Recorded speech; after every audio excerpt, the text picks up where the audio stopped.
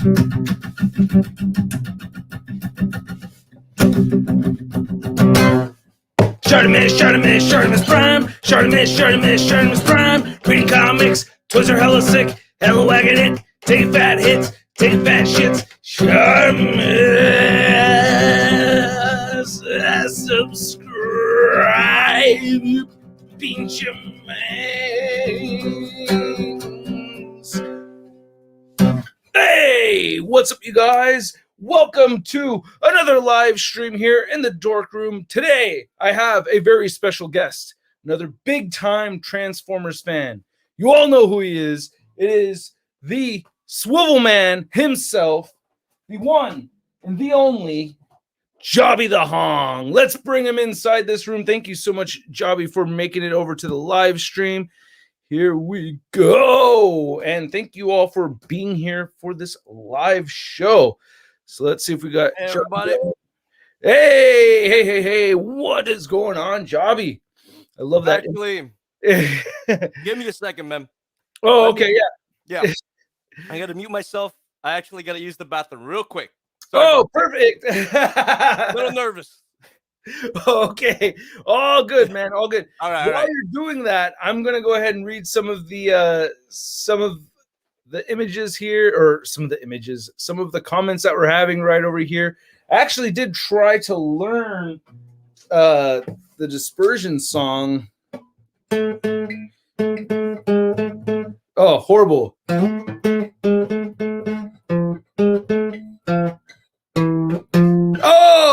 Oh, horrible. But anyway, let's see what's going on in the chat. Thank you guys so much for being here on this Saturday live stream. I hope everybody is doing well. We will be on the stream for 2 hours. So this live stream will end at 4 p.m. Pacific Standard Time. And then I'm going solo in an after party stream on the Tron and membership. So for those of you that are a part of that, stay tuned. Afterwards, we'll be hanging out over there. And so Jobby's just getting himself ready. And let me go through the chat right over here. We're going to be discussing some things, some very, very important topics that need to be addressed. Indeed, we are. Yeah, we're gonna tackle all these things right here, man. We're gonna get to the bottom of some of these issues that have been plaguing a lot of people. For sure, and just to give everyone a heads up, I might have to be in and out of the bathroom today. Fun fact, I am actually dealing with a slight hangover. If anyone checked out my live stream yesterday on my second channel, don't mind the plug, you can see my deterioration in real time. So, nice. But regardless, I am glad to be here, and I am ready to discuss, as you said, some very important topics. Very, very important topics. First off, big thanks, Thirsty for Chicken. Hey, I know him. Yeah, he's the man. He's mine. What's he doing here? No, he's mine first. What am I? No, I know. Get out of here.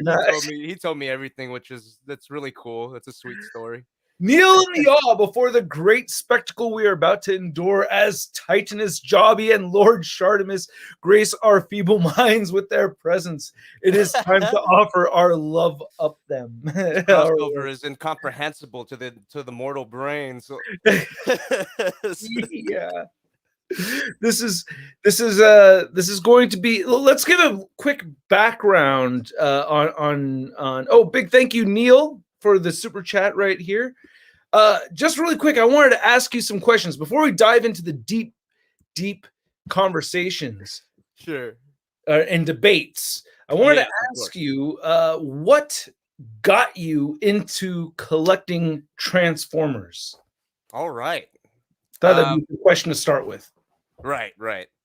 Yeah, you know what?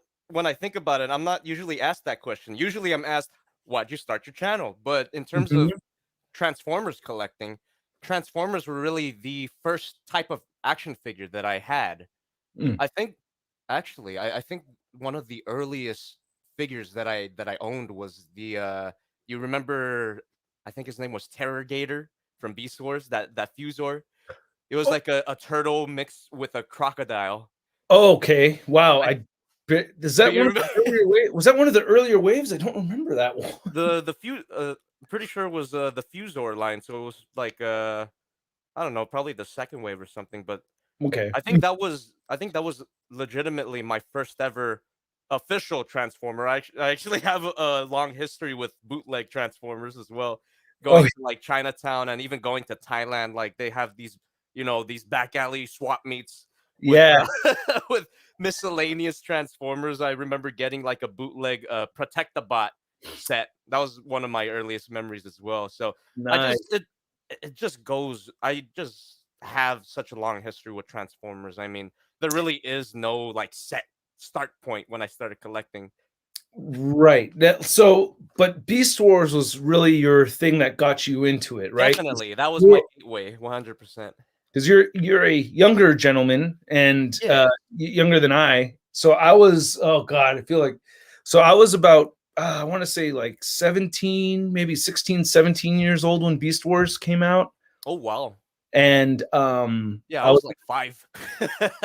whoa, okay, so that's like G1 for me. Like I was about Yeah. 5 years old when I first started watching G1, and it had stayed with me all the way through, just jumping in and out here and there in different parts of my life. But Beast Wars was like, it was one of those things where I was like, oh my gosh, like this is as cool as I remember it being. Way, like this is hitting the geek spot for me just as hard as it is for the G1. Like it took a minute, but it was amazing.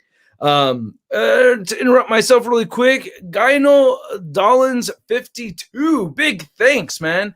Big fan of Jobby. I was able to get my whole basketball team to watch you, man. Whoa, thanks, dude. That is incredible. Wow. In the locker room, big screen TV.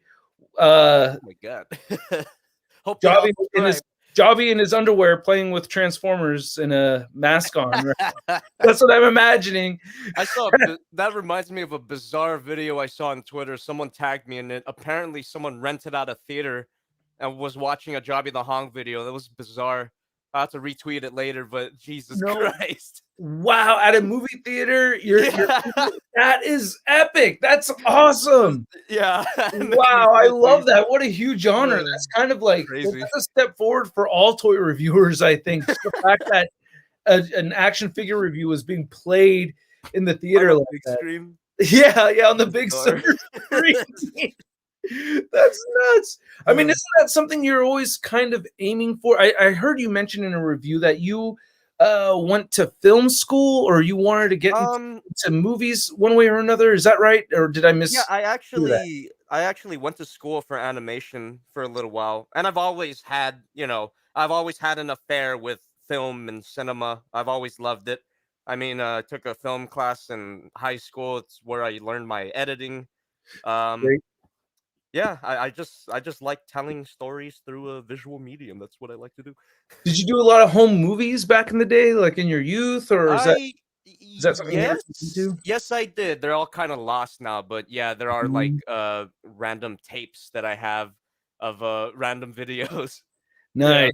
Yeah. Oh, that's cool. I feel like that's almost like I have a whole library of home movies that I've made since I was like 7 years old, and it's like I feel like that's one of those signs of I guess, yeah, that you're comfortable in front of the camera, that you kind of want to do that. Yeah, because it's kind of, I mean, it's always a little bit kind of scary, doing it. It's, you're always putting yourself out there. So yeah, for sure, it's kind of a delicate thing. Put yourself out there, but at the same time, you do it enough, you get thick skin enough where you kind of just don't give a shit what people say. 100%. And I think when I first started, you know what? Here's a little fun fact. I don't think I've really said this publicly before. Maybe I have in like a really random Jobby 2 stream, but I did make a YouTube channel long time ago, maybe like in 2004, and it still exists. I won't say its name, but that YouTube channel has some of my old content, like super grainy 240p, like I'm like little kid Jobby just like goofing off. That channel exists. Wow. Oh, I would love to. And I will not tell, maybe I'll tell you the name. off stream, but I won't tell the name up publicly. Okay, all right. Yeah. If you share that with me, I'll keep it to myself. But Yes, I'm very please. interested in seeing that. Please, for the love of God. No, because I have some old footage that I would really not like to see out there for public viewing. Some of it I actually would kind of like to show. I have video footage of me at the age of like 5 or 6 years old playing with Inferno and singing the Transformers song. And yeah, and I'm like, I would like to share that. Like that would be kind of neat to show off. Like here's me with my bowl haircut, about 5 or 6 years old, Transformers. We were singing along. My mom always impersonates it. She's like, "Oh, you remember how you used to transform them so fast?" My mom has something similar with me, where she for some reason when I was a baby, she would sing the Beetleborgs theme to me. Oh wow! Because that came out when I was like a baby, like a literal baby. Oh, yeah. Oh my god, I feel so old. Beetleborgs. My mom would sing that for just, it's funny. I'm so old that I've heard Sean Long's parody, BBTS parody of that more than the actual Beetleborgs. Oh wow! Song, yeah. yeah. That's my age again. Yeah, for sure. Oh, and that too is I shouldn't have said that. Anyway, moving on. The Gothic Pink. Thank you so much for your $10 contribution. He says, Shart and Jobby musical collab. Make it happen. Hey. I'm so down. I'm down too, man. I've been wanting to do a drum cover of the Dispersion song. I keep calling it Dispersion song. What's it called again? It's the Dispersion Relation. Yeah. Dispersion Relation. So beautiful royalty-free jazz song by Kevin MacLeod that I happen to put lyrics to. So I think we should do it, bro. If I record a drum track and I'll do video, if I do a drum track of me playing along with that, let's see if we can get you to add a vocal track on top of that. That'd be sick, yeah. All right, you're down. All right, I'm down. The Gothic Pink Dispersion Relation music video coming up in the near future. Let's go. Gyno Dollins 52. Thanks again, man. $5 to add a little butt of context. We were watching his Split episode. Oh my god! Is this that's a crazy one? Is that an episode of Beetleborgs or is that your? No, episode? that's a video that I've made. Okay, that's a crazy one. That's the Devil Savior Split, the third party. What is it? Mixmaster, Revenge of the Fallen Mixmaster. Notoriously flimsy, over-engineered, a lot of problems with it, and the video kind of I go crazy. So I think I've seen that one. That was that I think there was like a million tiny little parts. The figure that broke MGO apparently. Oh really? That's the thing. Yeah. Now I have to watch both of those. I thought I saw yours, but yeah, I'll check them out. His review on that figure is actually pretty subdued. It was the Twitter video that everyone was talking about, which he's since deleted. So, oh no, he just lost it. Yeah, his first impression of the figure was pretty like nuts. Great. And when I saw that, I was like, I have to get that figure. Oh man, that to everybody else they said nah, pass, but to you, I must get. Now I have definitely. Same thing with I recently saw Ben's Collectibles video of what was it, Knight Orion, the third party, the last Knight Optimus Prime, and that was the figure that broke him, and that made me like, I gotta get that one. I get to see how bad that is. Oh my god! I mean, I'm not totally done with third party figures, but I have absolutely kind of dwindled down how many I pick up now, just because I learned that they can make anything happen. It's just whether I want to go through that or not. You know what I mean? Like, anything could happen, but now it's like, okay, do I want to move 6 little pieces around? Well, the quality.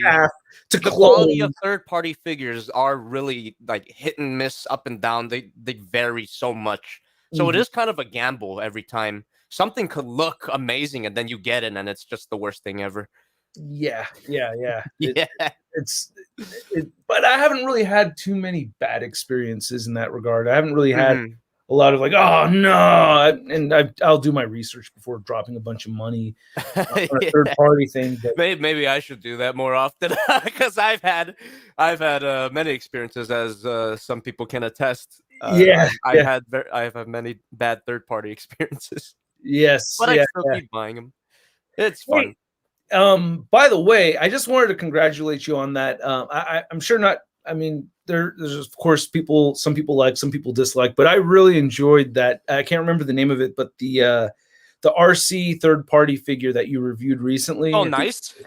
yes, that one. Yeah. That is really one of the, I think, one of the best action figure reviews I have ever seen. I mean, Thanks, dude. that is an incredible, so cinematic. You just went all out with that thing, and for one punchline at the end of the video. That's really what the video is, and I'm glad that a lot of people caught up in that. It really is just one big buildup for one Yeah, joke. That's yeah, what the video is. I died, bro. And I was, and I'll go back and think about it once in a while and just crack up like the action. This car has a pussy. Like I died. Oh my god, you could just see it right That's there. it. Oh my god, dude, that was just, oh, that was too funny. Yeah, so Thank you, man. congratulations on that. Kudos. I appreciate it, man. That was very well. And that must have taken forever to freaking make, man. It did. I think I took like a whole month on that. I've been, Yeah. you know, I got, damn, a whole month. Yeah. I mean, you gotta, people don't realize how much time goes into editing if you really want to get things down to a T the way you want them to. I've been trying to put a little bit more time into my Transformer reviews lately, and it's just that it just requires time. Like you really do need the time to keep adding, and I mean, you got like a 3 second. I think it's around three. One time I was watching one of your videos and I was like, this motherfucker doesn't go past 3 seconds without an edit.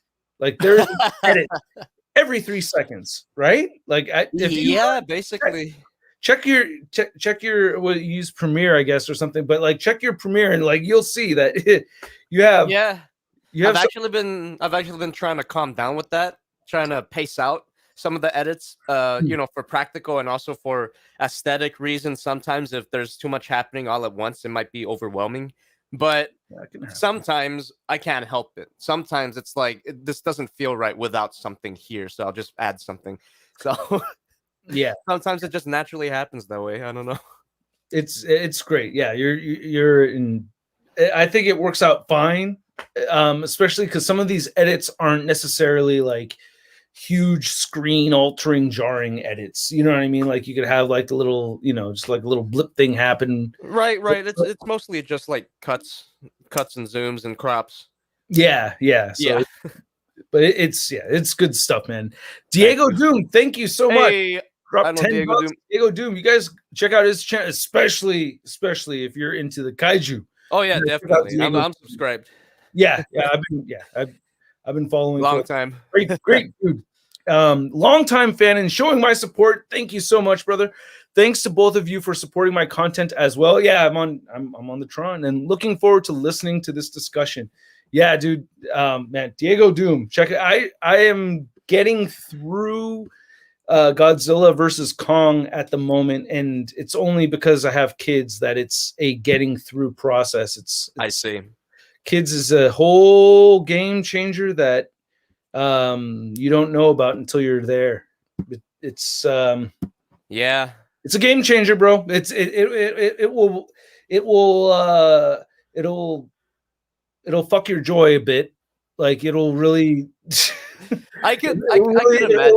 I don't have any kids of my own, but I recently had a relative. My sister actually had a kid, and Uncle Jobby. That's actually been a really big joy of my life. I visit every week, and like having a kid is it's a lot more joyful than I expected it would be. Well, being an uncle, I'm sure is. Oh yeah, 100%. But I can't imagine what my sister's actually going through when I'm not there. Yeah, try swapping their sleeping schedule and with yours, and see how much you like no sleep for right. for years in a row. It's like, oh shit. Videos of myself from the past where I'm like, man, I look so refreshed. And like all of my, even when I see myself in this live stream right now, I'm like, man, that guy looks like he needs sleep. Like it's just it's kind of a nonstop thing for a good while. I mean, but yeah, the level of joy, it's like that kid Christmas feeling. It comes in here and there, like they do. Right. Like my youngest, she's going to be 2 years old in June, so she's so small. Like I saw her on the floor, laying on her stomach, resting her hand on her cheek, and holding a book with the other hand. I was like, oh my god, the cutes. Yeah, she's so cute. It's just and my oldest she just started preschool thing and got her photo taken today. So there's all those charming things. Yeah. So great, fun, adorable stuff. But yeah, it all kicks your ass. Anything awesome is gonna kick your ass, right? That right, 100%. Like if you want to make an awesome video, it's got to kick your ass a little bit. Oh no? Yeah. So any of the awesome stuff, like Brittany said, you got to work, bitch. Gotta work, bitch. You want anything cool? You want any of the dope shit? Fine cars, all that. When you said work, Britney Spears was not what came to mind. I've just been obsessed with Hamilton recently, and just the Skylar Sister songs. God damn it! Hey, you gotta work. Yeah. That's I love that. That's a great musical. I'm not really a big fan of musicals myself. I personally, my issue with musicals is the musicality involved with musicals. So for the most part, I don't like them because it's like, today is a day. We're gonna wake up. We're gonna see things and do more things. It's a day. It's a day. It's like, oh God, those are so overdone. But yeah. But with Hamilton is not that at all. Hamilton changed it. Farthest thing from that. So they went in a totally different direction, and I love that music. I binged that thing. My wife was making fun of me because I didn't want to watch it. I'm like, I don't like musicals. She's like, no, let's watch it. And then I was like, oh my God, I love this. And I love American history. So I love American history. So seeing all of that, I mean, it was dope. And I think I didn't think I liked American history until I watched that one. I was like, wow. And then I did my own research and got really into it. So oh yeah, you'll get into it even more if you, like when you start learning some of the stuff that that really happened and how accurate it really the is. Whole shit that happened with Burr afterwards. My God, what the hell? Yeah, the Burr conspiracy, Jesus. Yeah, no. And that was like really like the first like modern politician that kind of represents like a lot of what we see. Nowadays, like where it's that's why it's so fascinating. The fact that it's so applicable to today. It's weird. Yeah, right. But anyway, let me read this from Thirsty for Chicken. Thank you so much again, brother. I have it says I have a similar YouTube channel where I was a super overweight 10-year-old making street sharks do unspeakable things. Oh my God. Oh, I still kind of want to see that a little bit. Just send the link. That sounds fascinating. I'm sure you want everybody to see that as much as Jobby wants everybody to see his hidden channel. Yeah. And Mr. Jamie Rocks, thank you so much for the £5. Big fans of both. Love your content. Loving the stream so far. Thank you so much, Jamie. Appreciate it. Thank you. I'm doing my best. He's doing great, man. Especially for Mr. Hangover over here. Oh yeah. I got myself sick. What did I do? I had a migraine headache, and this is just how much I kind of miss like my pre-parenthood life a little bit. Okay, but, yeah. So like when you become a parent, it's really hard to get fucked up. Like you don't. I see. Like I can't really drink much. I'll have a couple, but I can't drink. You know what I mean? I can't drink myself to oblivion. I just can't, because there's that thing in my head. What if the kids need to get rushed to the emergency room. What if some shit happens? Right. I gotta jump into dad mode and take care of business. I can't be Yeah. fine. You No, can't be out of commission. Yeah. cannot be out of commission. So, but I woke up with a migraine. I get migraine headaches, and I had this migraine headache that was so bad. I kind of like climbed out of bed at 5:30 in the morning, tried to do all these things to take care of myself. They'll get so bad where I'll puke. Anyway, I go for a walk, Jesus. and I'm so sick with my migraine headache. It's like 6 a.m, and I couldn't my stomach just I had to puke. So there I am with my leather jacket on at 6 a.m, standing over a drain, over a street drain, puking into the street. God damn. and people driving by looking at me all weird, and I was like, this is actually kind of neat. I kind of miss this a little bit. Like, this reminds me of my party days. There's just no party involved, but I remember this stuff. Like, It reminded you and made you nostalgic. Yeah, You were hawking up your guts and you felt nostalgic. Now that's a mood right there. That's a mood that I can't even comprehend. Yeah. When you look forward to the hangover, like when the hangover is the party, that's the level of that's where it is. Yeah, basically. Wow. So it kind of reminds me of getting fucked up when I was younger. Like, wow. I am definitely not there yet. yeah. Hopefully you have your turn if that's where you want to go with right. With your future. Yeah, eventually. Nice. Gyno Dollins 52, our coach. Thank you again, man. Our coach was confused when he walked in, and all the seniors, there were 6 of us, were crying and laughing when you screamed, "The back sucks!" Oh yeah. God damn, yeah. The backpacks are ever plaguing that figure in particular. Jesus, the third party mixmaster. My God. Yeah, that one. Again, I gotta rewatch that. I feel like that one was from like a couple years ago, or is that more recent? Because I think that's I forget. That's more recent though. I think that was last year. Okay, all right. I'll go back. Yeah. I'm pretty sure I saw that one. I'll go back and double check. All right. Thirsty for Chicken. Thank you again, sir. Jobby is the Edgar Wright and Sam Raimi of Figure Reviewers. Oh, thanks, dude. I like both of those guys. Those are both amazing filmmakers. For sure. I've always been a Sam Raimi fan myself. I really love Sam Raimi's work. I'm actually gonna watch more of them. I've really only seen the Spider-Man trilogy and Evil Dead, the first one. Oh yeah, dude. Oh, just the first Evil Dead? Yeah, that's the only one I've seen. Never Evil Dead. Oh, no. Go watch Evil Dead 2. Yeah, I do. I gotta check them out. Evil Dead 2, you got to jump into that and then dive into Army of Darkness right after. For sure. And then The Gift because of Katie Holmes. Okay. How about Drag Me to Hell? Is that good? I loved it. I was gonna say Drag Me to Hell next. Yeah, Drag Me to Hell is awesome. I love that one. And then he directed some of the episodes of the Ash versus Evil Dead show, so that was really cool too. Oh, so, cool. Yeah, some really good stuff there. But yeah, Evil Dead 2, I think you'd like that one. That's like the first comedic horror movie that he really did. And nice. I read Bruce Campbell's book If Chins Could Kill, and it's kind of a trip how they went so guerrilla in shooting that thing. It was very, very guerrilla style filmmaking. So yeah, very cool stuff.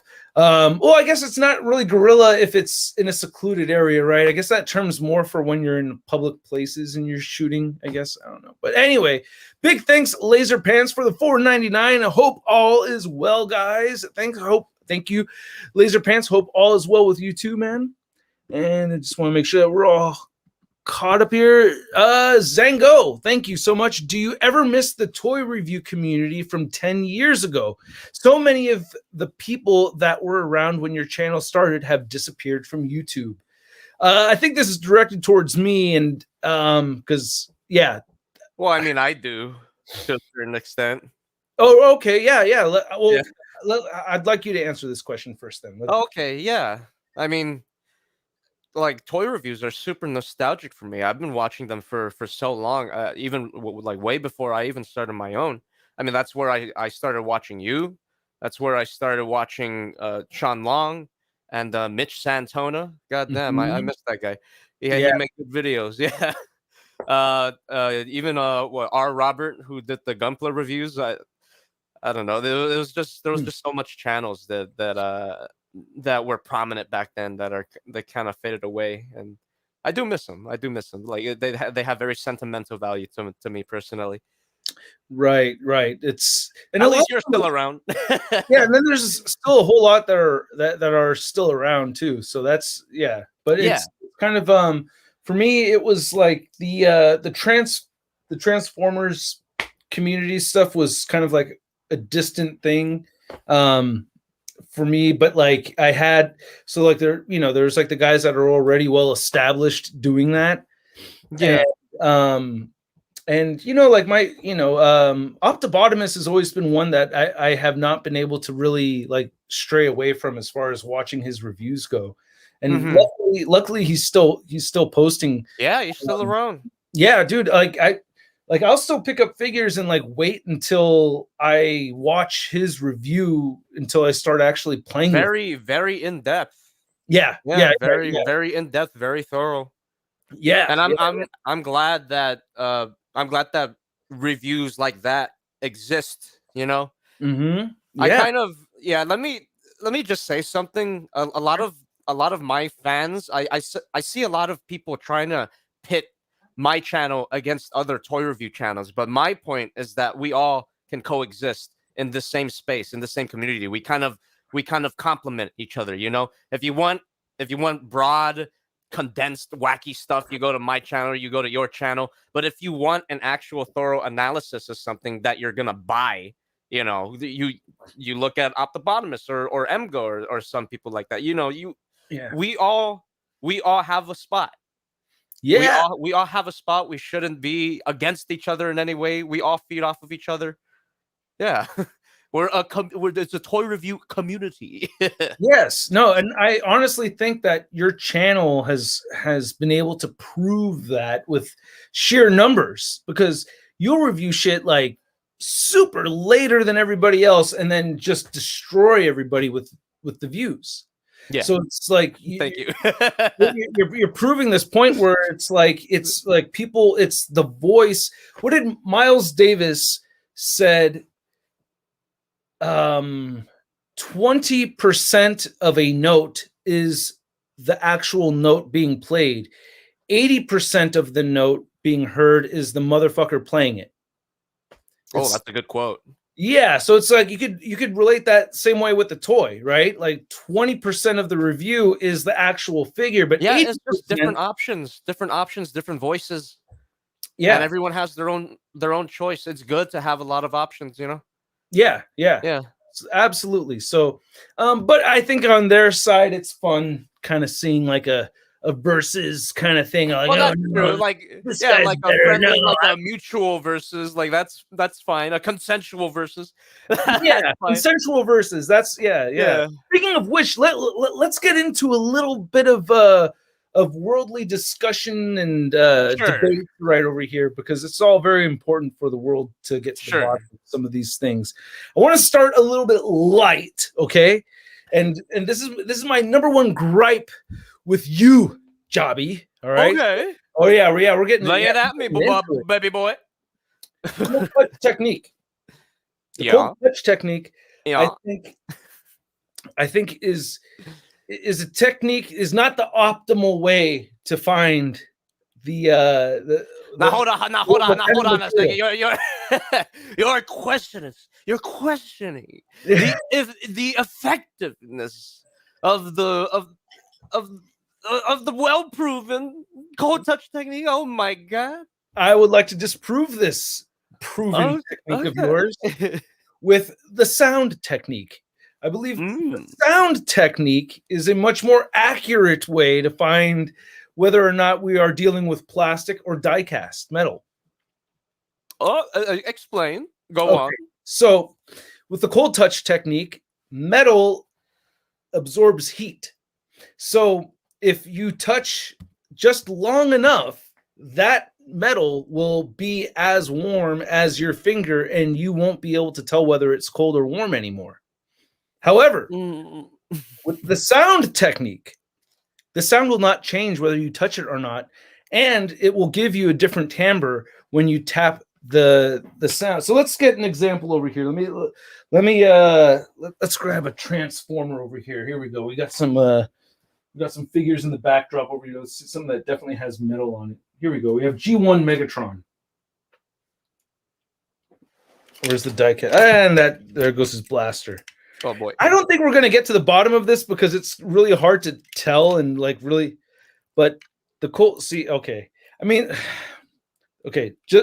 Just to play devil's advocate, immediately when you do touch the diecast, it is obviously much colder than the plastic. Because like, okay, yeah, I'm touching the die cast right here, and then I touch the plastic right here, and it's definitely one feels cold and the other one's not. All right. But what if I'm reviewing the figure for a while and my hands have been on this part of the figure for quite some time? You know, I just picked this up off the shelf. There's a chance if I'm reviewing it for a while, my hands are on it, and that metal is already getting warmer right now as I have my thumb on it. So the sound technique is just tapping and listening for the plastic sound versus metal. Is everybody hearing that? I'm sure it'd be more present, more prominent in real life. In real life, you'll actually let me actually try to. Yeah. So yeah. Let me try it out. Definite, and those of you at home, you can give this a shot too. Try the sound technique. I hear it. Wait, let's see. Wait. Hold on a second. Let's see if I could tell which is which, because I can't see your figure. Oh, okay. Yeah. All right. So give me. So label them A and then B when you go back and forth. All right. A, plastic. No, you're not supposed to tell me, bro. Oh, my bad. Sorry. Okay, let's start over. All right, now you gotta switch it up. Now I don't know exactly. Okay, A.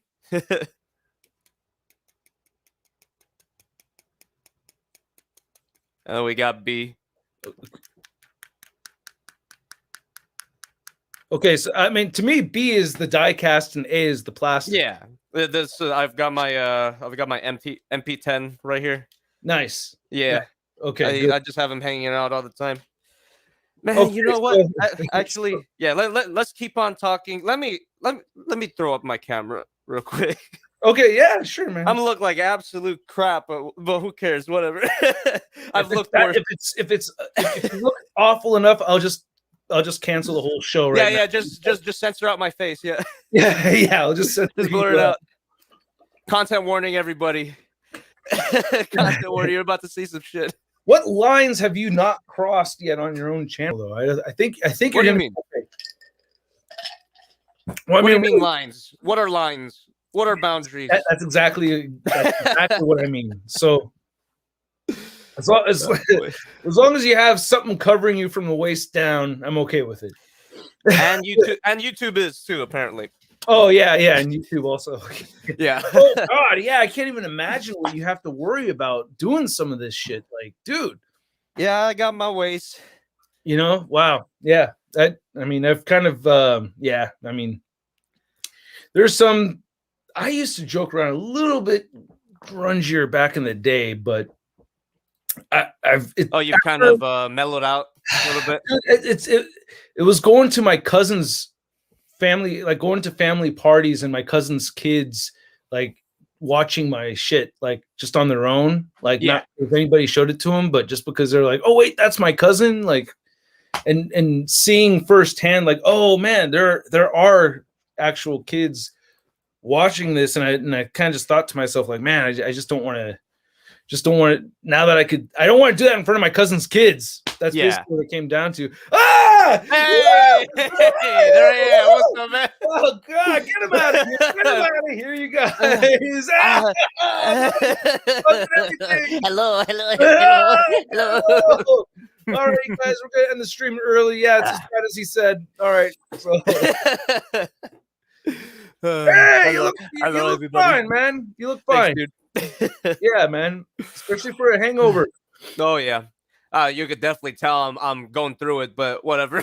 There's a gritty ghetto charm to it all.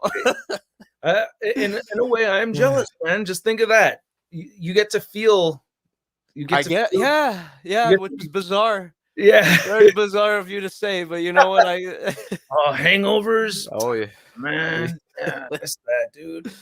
Yeah. So this is. I'll get him back again. I'll get another hangover one day. All right, Goji King 54. Can't wait for it. By the way, can't wait to wish I was dead.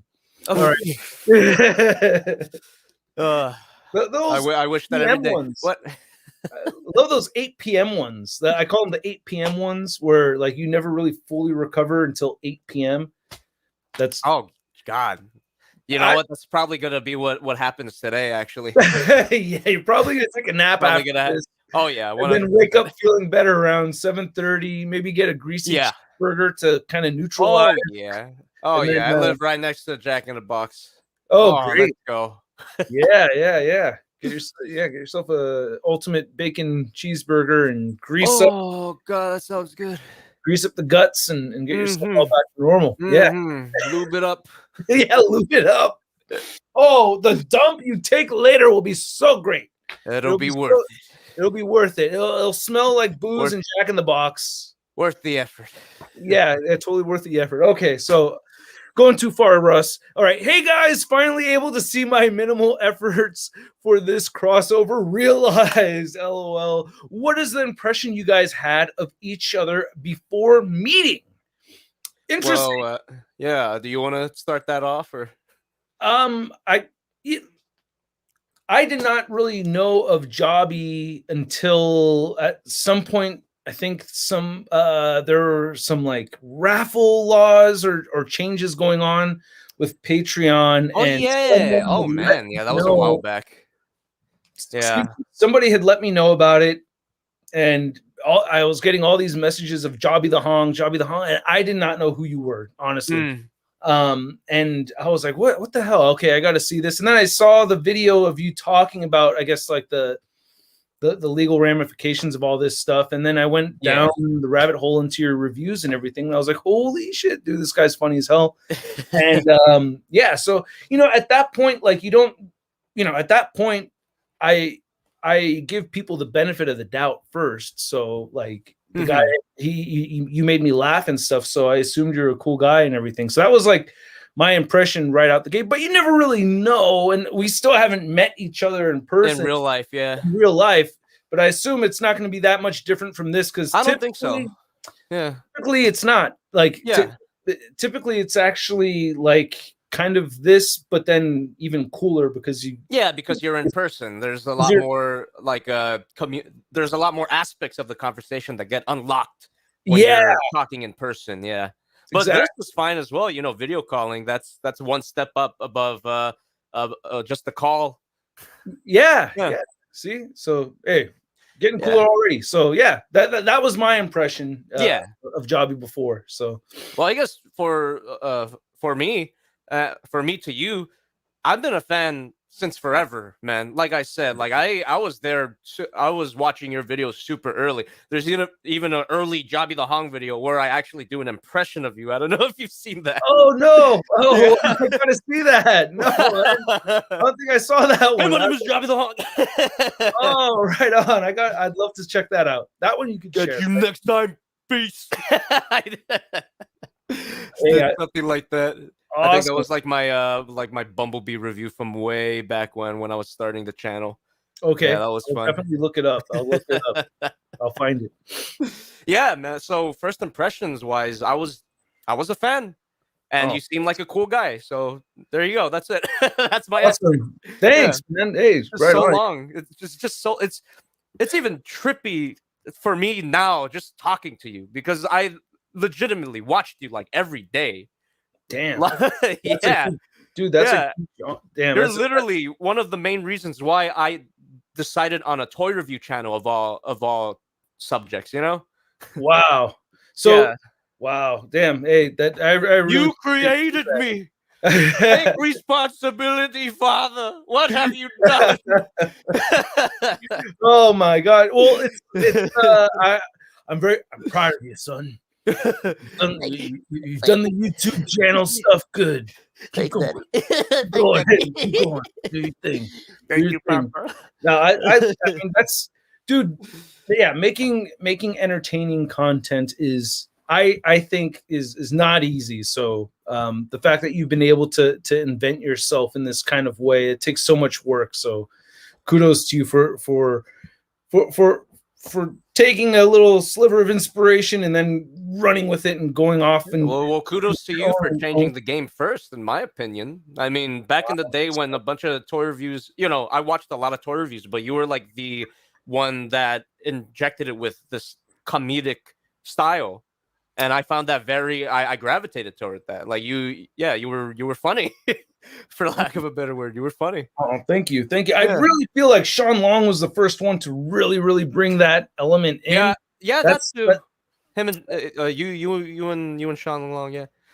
But he kind of inspired me to like go further with it. And yeah, I always so Sean Long than me, I guess. That's the Pokemon evolution line.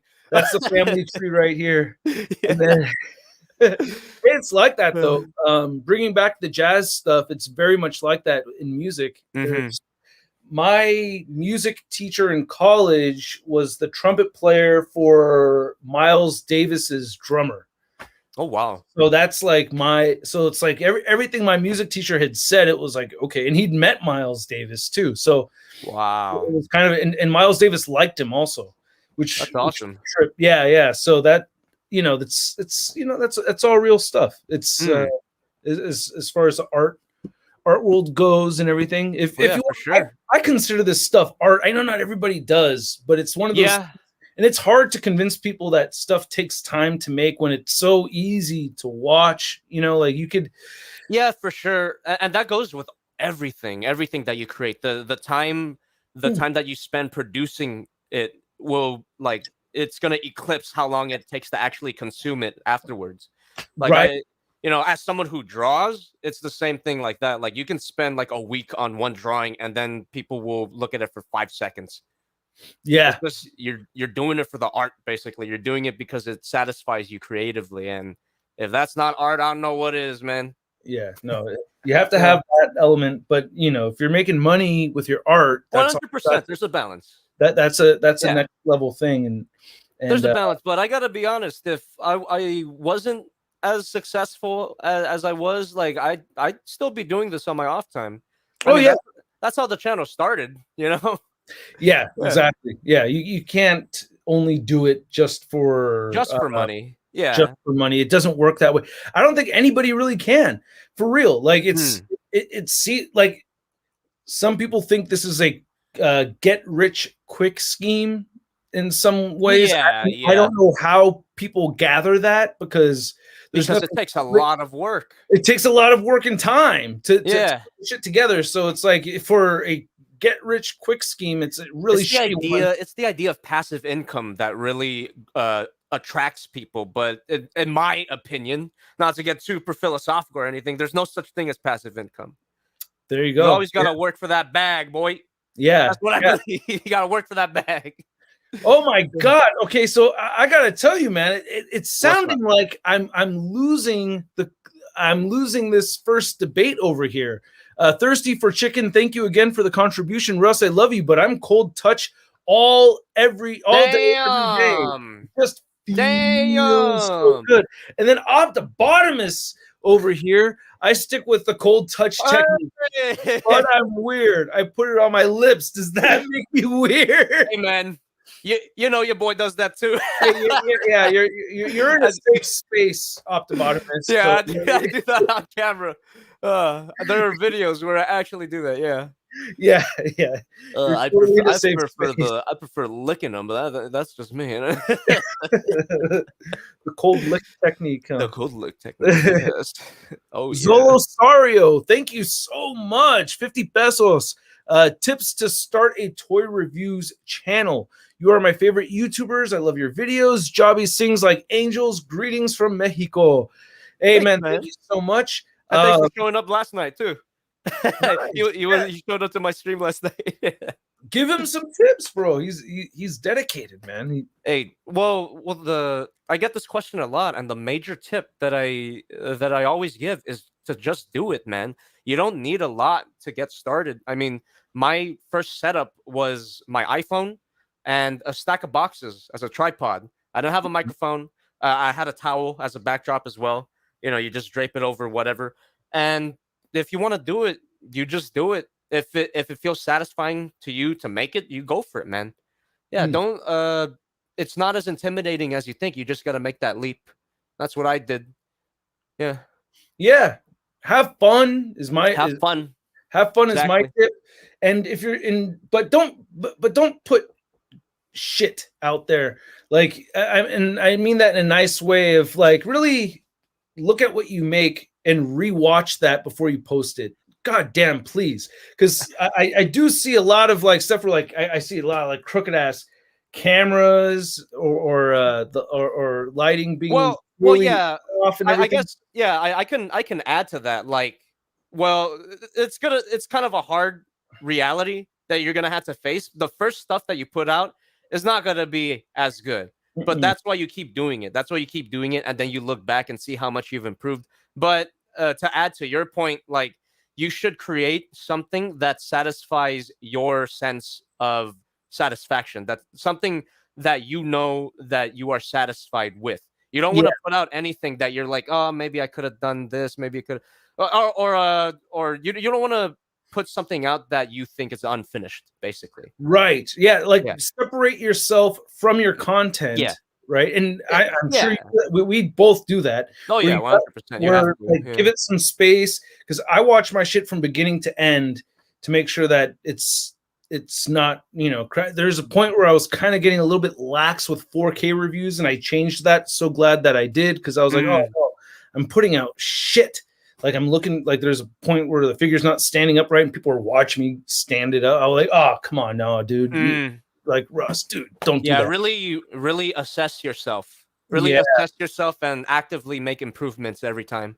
Yeah, yeah. And good point on realizing that you're going to always have things to improve upon. Like, my first couple 100%. Of videos, I had no backdrop. It was just like I was just on a bench, and you could see the back of the bench there. My first couple of videos, so it's like later on I got a backdrop and things came in, and I remember being inspired by Optibotimus's super clean white backdrop. I wanted to do something like that, and taking notes from what other people do and trying to twist things and make it different, and try to get your, like, there's a lot of little things like that. But yeah, definitely taking the plunge is a really good step, because it could be really to get yourself to do it. Like, that's really the first thing. That is tip number 1, 100%. You start with that, and then you just go off and follow the other pieces of advice that we gave. So yeah. It's that first thing, though. It's that first thing. Yep. Book by JobbytheHong and ShartimusPrime coming soon on how to make a toy review channel. That'd be kind of an interesting idea for something like the anatomy of a toy review. I don't know. Anatomy of a toy review. Yeah. Got to an audience that large that would still, that'd be interested in it. Mm-hmm. See what I'm down to hear what Optibotimus says. I'm still learning from people. I've watched a bunch of people doing reviews on Unicron, and it's driving me nuts seeing things in the background. So I bought a giant background. Nice, dude. I mean, when are you gonna get another figure that big? But yeah, it's one of those things where it's me singing stuff in the background of mine, and I have the biggest review station than anybody else. No one's got a review station. I mean, I know it sounds pompous, but it's not a thing to be pompous. I mean, really, it's just it's the statement of fact. It's really just a statement of fact. It doesn't mean my reviews are bigger or better than anybody else. It's just like I really do have the biggest station. I guess Optibotimus now does, because I couldn't fit my whole Unicron on there without getting some of the sides. I had to do a lot of cropping in my video to try to get everything on there. Mm-hmm. While we're talking about Unicron, let's jump into a little bit of a Unicron debate versus Studio Cell. Do you have your Studio Cell close by? Yes, I do. All right, and Give me a second. I got a shelf right here. let me get my Unicron. Yeah. Actually, check it out, boys. Here you go. That's my shelf up Oh there. yeah, oh the Beast Wars. Oh, and it's all Yeah, up there. it's like my masterpiece style G1 shelf. I count Beast Wars as G1, and I'm just gonna grab that. Yeah. So I'm curious. Oof. I don't know. I mean, Beast Wars is within the continuity of G1. I should specify. So there you go. Woo! Here we are. My Jobby. My big boy.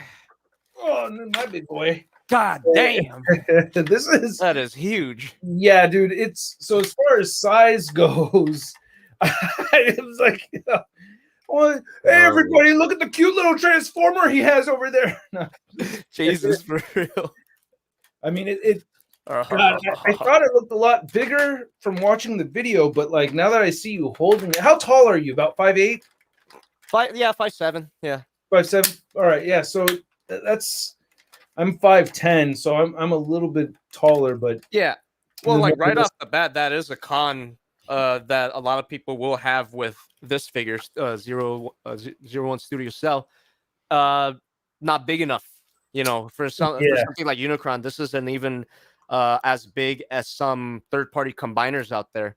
And if you want to display him next to them, it'll look awkward. Which is why I keep him, I keep him displayed with figures that are significantly smaller than him. So yeah, that is definitely a con. I want to point out a con.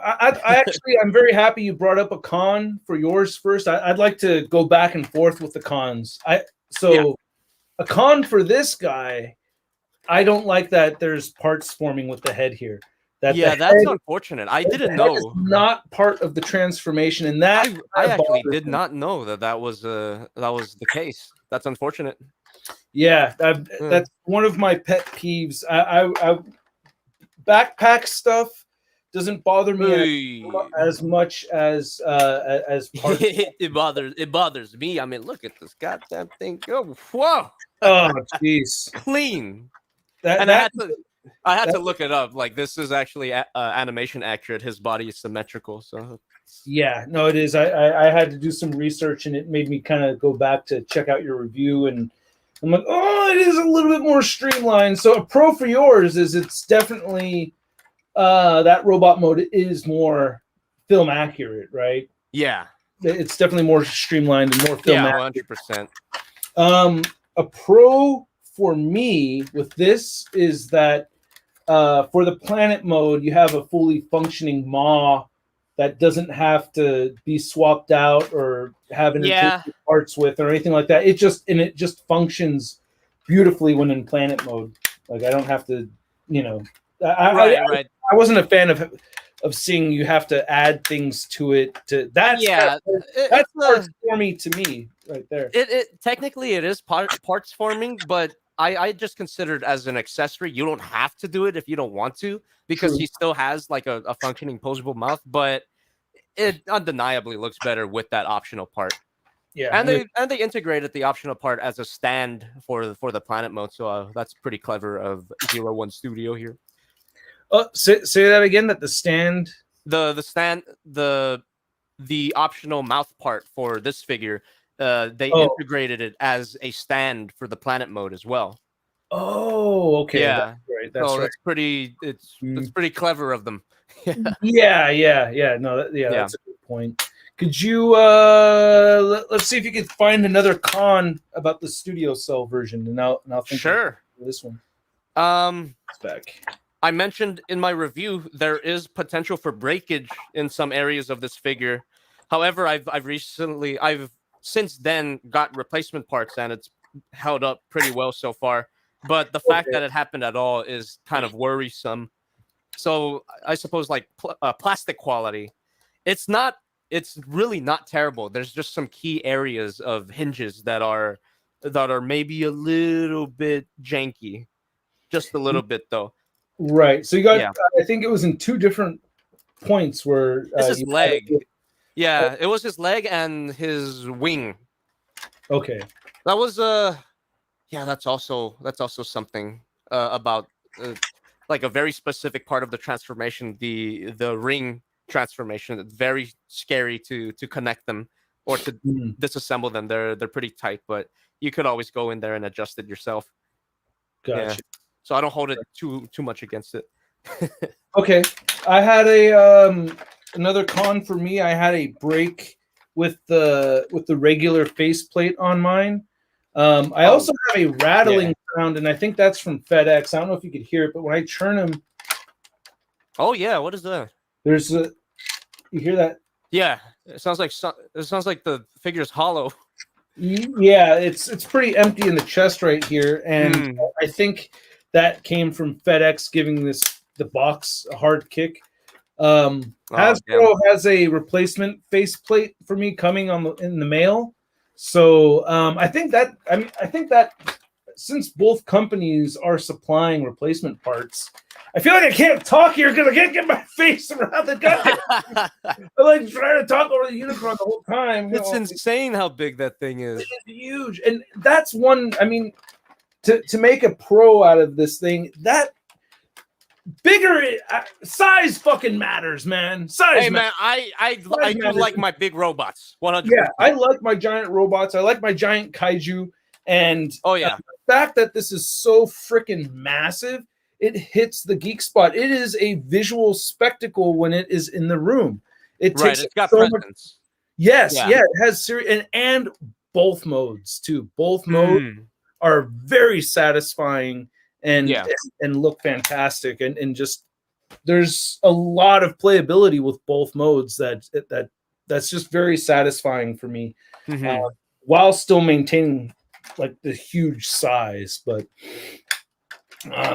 yeah, the con that I think you would probably really dislike is how and I mentioned it before. It's engineering wise, it seems weaker than this guy here. Yeah, you think so? Yeah, I mean, that's probably not like in terms of plastic quality and joint tolerance and all that, but I mean, the joint tolerance in this figure is actually pretty fantastic. Nice. But like the design itself, the design of the transformation, this one definitely. I mean, come on, clean. It's clean. It's so freaking clean. Clean as hell. The legs look like legs. Clean as hell. And for a third-party figure, I mean, it's great. Oh damn, very panelly. Yeah, super panelly legs over there. So, but I just think it's a feat. It's a miracle for this guy, especially that he can turn into a perfect ball. Yeah, yeah. And I've seen some people in the chat right here. I'm not transforming this guy on stream. That would take an additional 2 hours that I don't have. Transform it. Jesus Christ. No, yeah, and I'm not transforming mine either. Even though does it take a long time for that guy to convert? I've gone. I've timed myself only doing both modes once. So from it arrives in planet mode, that took an hour for me to get him into robot mode, which for me is not bad. An hour for one figure. I mean, compared to how long did it take you to transform MP44 Prime the first time? Oh boy, yeah, like 2 hours. Yeah. And like not exaggerating, I'm pretty sure like 2 hours. Right. Same thing with MP36 as well. That took a long ass time too. Yes, that's a long. Like both of those are super long. Oh, MP05. I don't know if you ever got that one. No, I never did. I've got mine all the way up there. Yeah, old friend of mine gave me that. Nice. Yeah. So today's that one's crazy. That took over an hour. That figure, I actually get so stoked off of action figures that I'll get a what I call a joy headache. So where I get so happy and elated over the figure that I can't my head just like explodes but stays in the skull. So I'm just like, that happened to me with MP04 Prime. That happened to me with MP05. Happened to me with MP44 Prime. Happened to me with Unicron over here. Didn't happen to me with MP10, which is a surprise. But I love that figure for a very, very long time. Yeah, MP10 is awesome. Yeah, MP10 is still great. Really, I want to read this really quick. Other people, Avengers Endgame is the most ambitious crossover. Me and Intellectual. Did it? That's right. Everyone has wanted to see the crossover between 01 Studio Cell and HasLab Unicron. That's what everyone came here to see. Yeah, that's what the world wanted after 21 Marvel films. That was the thing. That's right. We have Star Tracker Tracks. Thank you so much. Appreciate it. And then I think I don't want to miss any because my first one getting back into streaming, I missed a whole bunch of super chats and I wanted to die in shame afterwards. Prime Bricks, thank you so much for the $5. Love you guys, best reviewers. I am simp for all things Beast Wars. What both your opinions on Beast Wars and what the most you will pay for figures? $6.25. That's my answer because that's the most I've ever paid for a figure. For me, I guess however much I paid for MP44. Did you go full on? Did you do the full 450 or did you go through a different website? Was it 450 at BBTS? Something like that. I think it was. Yeah. I remember paying the whole thing. Yeah. Holy shit, man. Yeah. That was I lucked out and I wanted to get it early as possible because I scored on a Japanese online store that had it for like $320 or something like that. Oh my god. Yeah, and I got it a little earlier than most reviewers in the US, so I was pretty stoked off of that.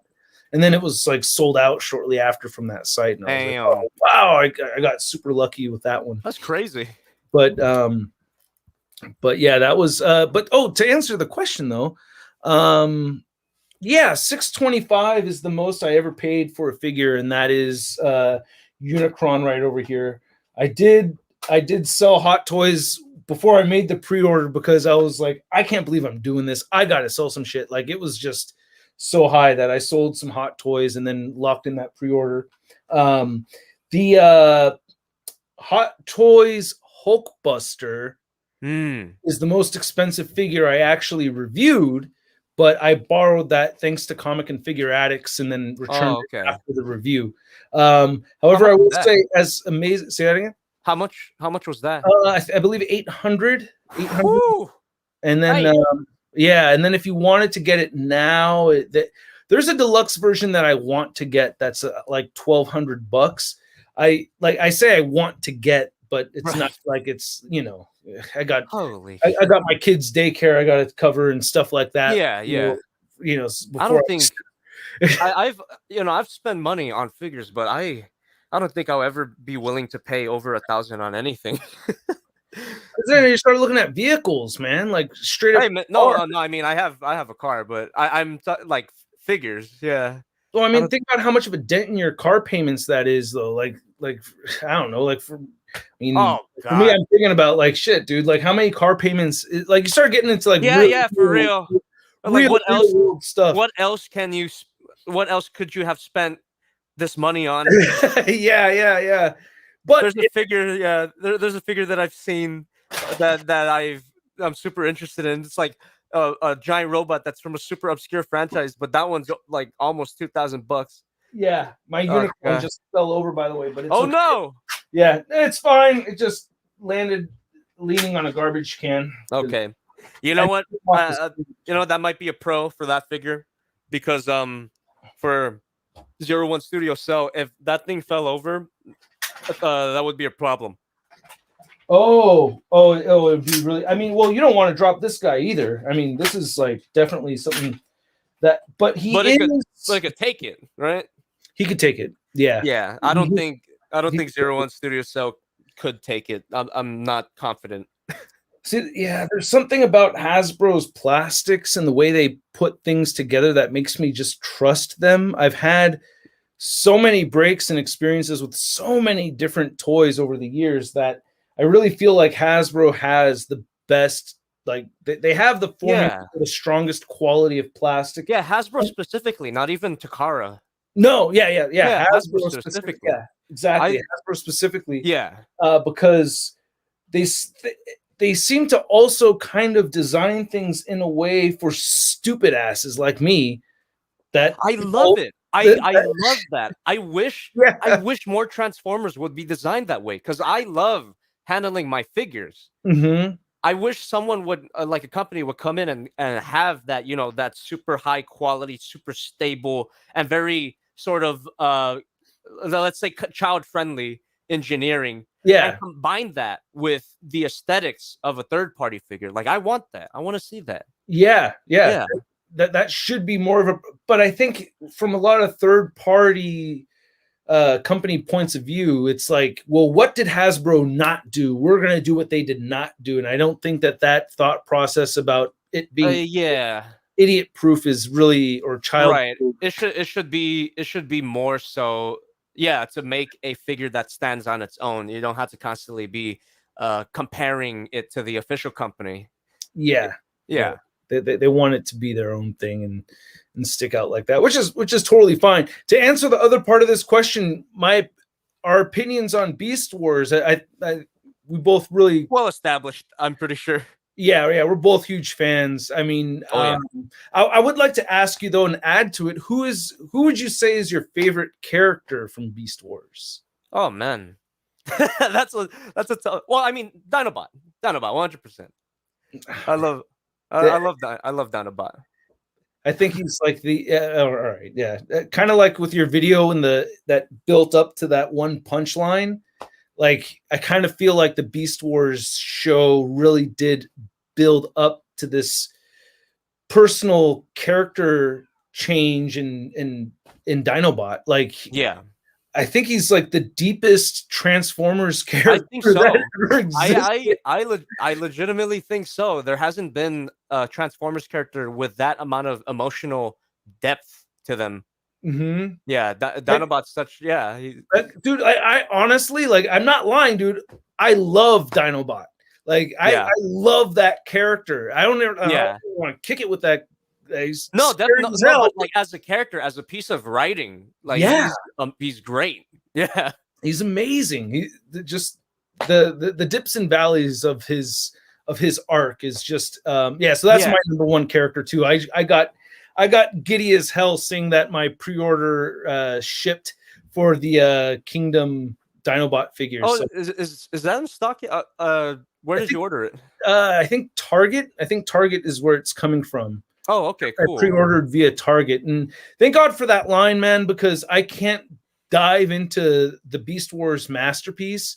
Masterpiece is my favorite toy line, but I just have to cut it off with Beast Wars because it's just, I think too much. Think it was a good spot for you to cut it off because, I mean, I've done a review for all of those figures so far, and they've all got problems that I think are unacceptable for that line. Yeah.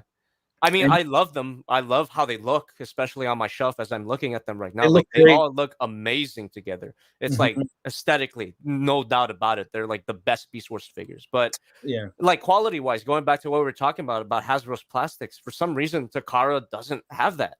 I don't know what's going on. Like, these masterpiece figures they sometimes feel worse than some third parties. It's weird. Damn. It's really strange. It's disappointing, and especially with the prices that you're paying for them, it's like, it's unacceptable, man. When you say that, is it mostly with like the small parts moving around during No, it's like the legs on Black Arachnia come off. Yeah, the legs on Black Arachnia. Like, I did the Tigatron review recently. Like, his knees are weirdly loose. Yeah, like, it's like they're for some reason, and I feel that a lot of them are overpainted as well. Yeah, you get that, right? Overpainted, where there's like a lot of potential for damage there if you're just even transforming it normally. Right. And then that's kind of a problem I've had with the main Transformers Masterpiece line too, is that, I mean, I love that things are more painted, but at the same time, I'm getting more paint chipping on Masterpiece figures, and that really upsets me. Like, I much prefer when they have as little painted detail as possible. Like, hey, going back to it again, for a third party figure, this is surprisingly underpainted, and I like that. You know, Right. this like you can handle it and you won't like scratch the surface. You won't scratch like it's plastic. It's just unpainted plastic on a lot of these parts, which I Right. love.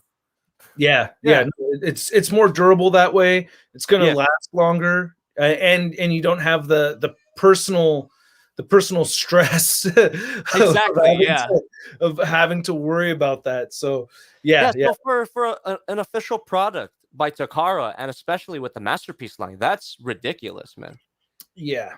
Yeah. And they look great, but I'm happy I made that choice too, because Yeah. I'm loving The Kingdom figures have been Kingdom line. excellent Like so far. Yeah. dude, this little freaking, and then the fact that my Waspinator and Rhinox fit right in, I'm like, oh yes, for sure. Oh god. my generation. And potentially we're gonna get new versions of those Yeah, characters. are they gonna be repainted, just re-released? No, I right? think they're probably gonna be like completely different molds. I think for Rhinox and Waspinator and all these characters. I'm pretty sure. Oh, okay. That would be. I mean, it would be sick if it was. Like, I want to see what they can do. You know. Yeah, you wanted Yeah. to. I mean, oh god, I'm so happy with that Rhinox though. I love that Rhinox. Don't get me wrong. I don't want them to ruin it. I don't want them to. Little fun fact: that Rhinox is the first ever Transformer that I reviewed on the channel. Hey, Yeah, that hey, generation's Rhinox. But nice. I love that figure. But when you look at the aesthetics of the Kingdom line, they're definitely just making cheap Beast Wars Masterpiece figures. Essentially, they're very like the head sculpts, especially. They're really like cartoon accurate. Mhm. So if they were to do Rhinox, either they retool it with a different head sculpt that's more show accurate, or they just completely redo the whole mold. Either way, I'd be down. Oh, let me grab my Rhinox. I want to see. I don't remember. This is. Oh, okay. See, I can't. I'm trying to see like what part of his face isn't necessarily show. It's the proportions. Oh, okay. It's Yeah, just- there's a certain like it's kind of subtle, but it's the proportions. Like in the Beast Wars show, they had a certain way of designing all of their characters, and the Kingdom line has been capturing that really well. yeah. Yeah. Oh, While you also know that updating it and doing their own thing. Black Arachnia here actually has a little bit of that sex appeal that she had from that cartoon. From Yeah. that show. Like this little figure actually, whatever like sexy swagger she had, like they've carried it into this figure, and Super impressive. I'm just really, I'm just Yeah. thoroughly impressed with it. Just such a great line. So you make me feel better about passing on the Masterpiece Yeah. figures, even though that Megatron, Oh, bro. Megatron just looks That's the best. so good. It That is looks the best. so good. It's the It best is my one. Yeah, it's my favorite. It's between that and Dinobot. Like I love Oh. those figures. Yeah. Okay, yeah, because I do check BBTS now and then just to see if Oh. Megatron is still in stock. Not that Is I'm it- gonna buy him that day or You anything. just want to see. I just want to see. I just want to window shop. I just want to pretend I can get. I can that get that one. figure is has a special place in my heart for a multitude of reasons, as Yeah. you could probably guess. Yes. Yeah. That must have taken a lot of time to put that video together. Oh man. yeah. But you know what? David K was a lot more responsive than I was expecting. Yeah, really congrats great on that, guy. dude. Yeah, congrats. I was Crazy. impressed to see that. I was like, I cannot believe you fucking just did this. This is awesome. I couldn't believe it How did either. you doing that? And then you have who did you mention? Somebody else, another voice actor watches your videos, or you'd mentioned Kellen Goff. Yeah. Who's the voice of the I can't remember not the White Tiger one, right? Oh no, not Blue Man Kuma. He doesn't. Oh, okay. Blue Man Kuma doesn't watch my videos. As far as I know, I know Gary Chalk follows me on Twitter. I don't know if he necessarily watches my videos though. I don't know all the voice actors' names. Oh, Gary Chalk is Optimus Primal. Yeah. Oh, okay. Wow. Oh, that Yeah. dude, that is awesome. Wow, that is incredible. Have you ever gone to these conventions and got to like go to any panel? Like No, panels and I stuff? haven't. I've gone to a few conventions, but I haven't got to meet anyone like that. Nice. I would want to meet up with David K one of these days. Yeah, that would. Yeah. I think you guys are kind of. There's a weird little relationship that we have. I don't know. He like legitimately watches my videos. He has my merch. He's it's weird. That is so surreal. Surreal, yeah. It's bizarre. Yeah. Congratulations, man. That is that's too awesome, man. That's like, hey, it's like part of like the dream, right? Yeah, for part sure. of the dream, man.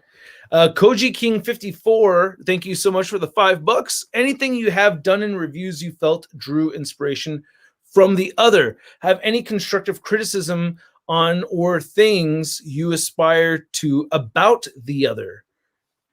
We talked about that maybe a little bit earlier. I'll let you go first. I kind of want to think about my answer here because I mean, for me, it really is just kind of this aggressively comedic presentation style that I kind of lifted from you. Yeah, your posability segments as well. How they're kind of they're cut up, they're cut up by joint basically. I kind of like that about you. Thanks.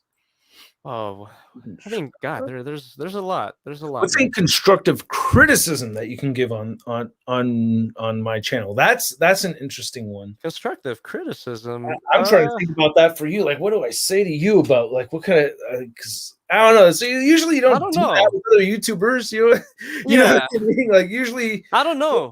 We don't usually contact each other like, hey, bro, at the 5-minute mark, you talked too long about the feet or something, you know what I mean? Like that doesn't really happen. Like, I don't but I honestly don't really have anything. You've got your well-established style and you've been killing it. I don't really know what to say. Thanks. I mean, same. I mean, with anything you have done in reviews you felt drew inspiration. I gotta say that Jobby has inspired me to want to put more time into editing and making things snappier. Like I'm kind of it made me realize that, hey, I'm having a lot of fun watching a little bit of a faster pace. So because I'm having fun watching that and somebody else's content, I kind of want to bring that. I want to do more of that with mine, but definitely still, kind of straying, from getting too close to what's inspiring you. It's always a tricky line. It's like, okay, I'm fine with this inspiring me, but I'm not going to be a copycat. I can't get too close. Yeah. So, so and then as far as constructive criticism on Jobby, dude, or on things,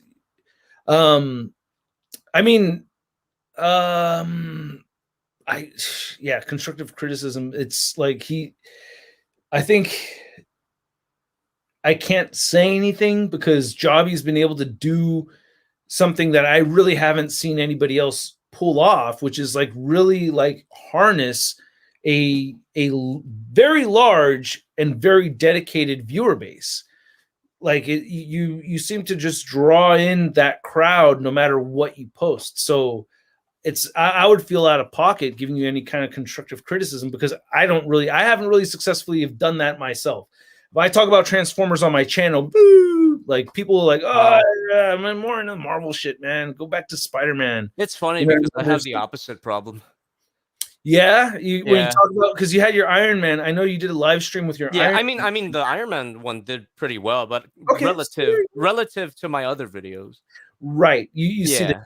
Yeah. So for me, I always get a dip when I talk Transformers. But Unicron did okay, and that made me very happy. So that was decent, and that made me happy.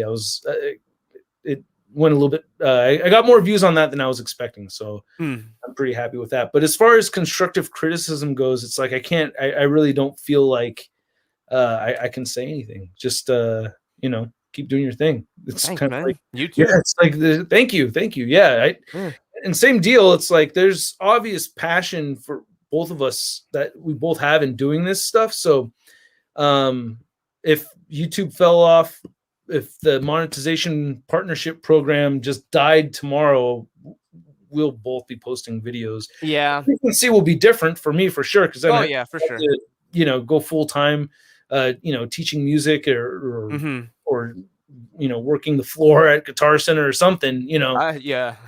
I'd probably go I'd probably start doing commissions or something for artwork. Yeah, we'd have to put our time towards making money. Yeah, but, I would never stop posting on YouTube. It's too awesome. It's too awesome, and I love doing it. I was making video, both of us were making videos well before YouTube, so we'll make videos after YouTube. It's gonna happen. Oh yeah. Sad boy. Before you read it, let me just say, I gotta use the bathroom. I'll be back. Oh, go for it. Yeah. All right, I'll be back. Sad Boy Requiem, thank you for the $2. We're gonna love for both my daddies. This gonna be uploaded. Yeah, this will be up on my channel, so you'll be able to see it up on this channel over here. So it'll be available to catch catch anything that you may have from before. But let's see. Phil's Star Wars weight loss diary says, do you guys still make a living off of just YouTube, or have you had to take on other things? I recommend everybody diversify the way they, their income. But for the most part, it's, for me, I can only speak for me. It's YouTube and the sponsorships through YouTube that my family kind of depends on the income for.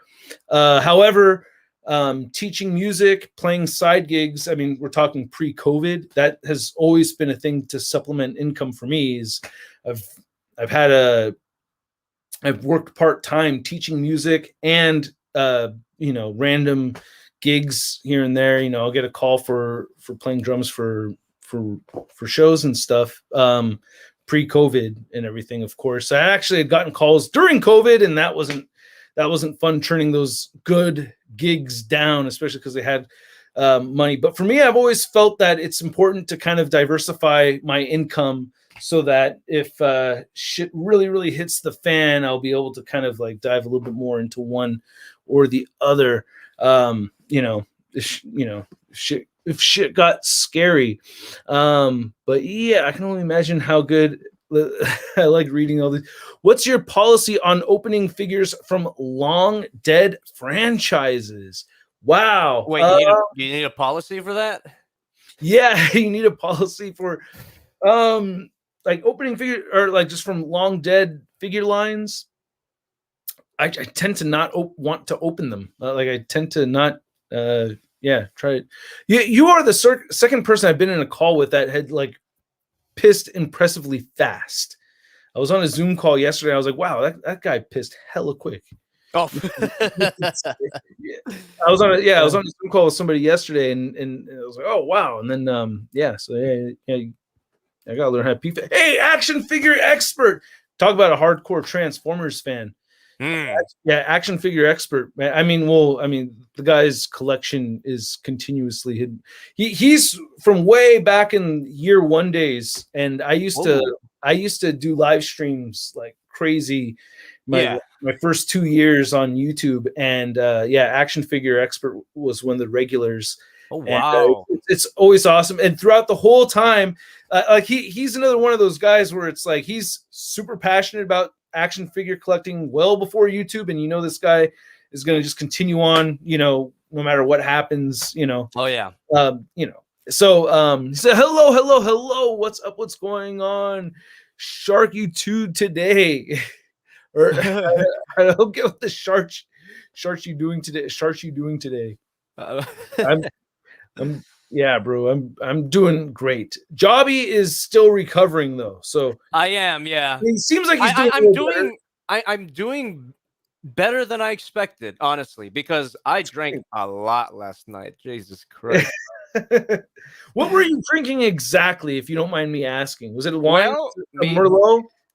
No, it was. I started off with a pretty tall can of beer. I think it was Trejo Vesa or something. It was Danny Trejo's branded beer, and then I drank a bunch of hard seltzer after that. Yeah, so White Claws. I think Bud Light had one. I think I drank that as well, and then ended it with wine. So it was just just a cocktail of bad decisions last night. So nice. Playing Super Smash Brothers with the boys. Yeah, it was. Goddamn it. That's awesome. I'm usually I'm a beer and beer. Flor de Caña is a Nicaraguan rum and Jägermeister, especially in my youth. A lot of Coronas and Jägermeister. Like I see. 2 Coronas, 2 Jaegers before a show. Would if I was sick, like it was mandatory because, like, you know, I toured with a band and stuff, and you know, if you catch a cold, you can't not play the show. You play, Right. especially if you're the drummer. No one gives a shit if you're sick. If the singer, it's a little bit different. Vocal cords won't be there and stuff. But hey, man, you're a knucklehead hitting things. Go drum sick. So you know, yeah, Corona, Jaeger shot, Corona, Jaeger shot, and then get on stage and then play a great show and then die afterwards. Nice.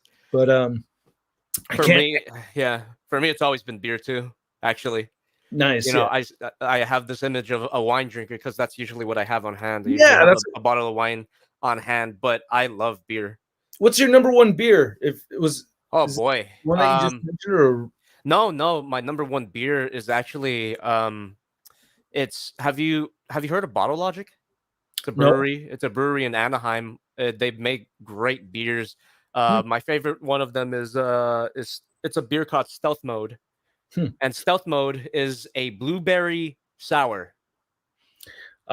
It's interesting. Fucking yummy. It's wow. Okay. Yeah. Very, very fruity flavored beer. Kind of like those chop top kind of what do they call them? The chop top ones or oh no, beyond that. It doesn't even taste like beer at all. It just tastes like fruit juice. Oh, okay. It's insanity, yeah. Nice. And Bottle Logic has a great way, not sponsored by Bottle Logic, by the way, but I love them to death. But they have a great way of making beer not taste like beer. Oh, okay. You could get a double, triple IPA from them, and it'll still be as smooth as water. It's crazy. Oh, wow. Okay. Yeah. So it's like you like beer, but you want it to not taste like beer. I do enjoy the taste of beer occasionally. I just don't enjoy like the aftertaste.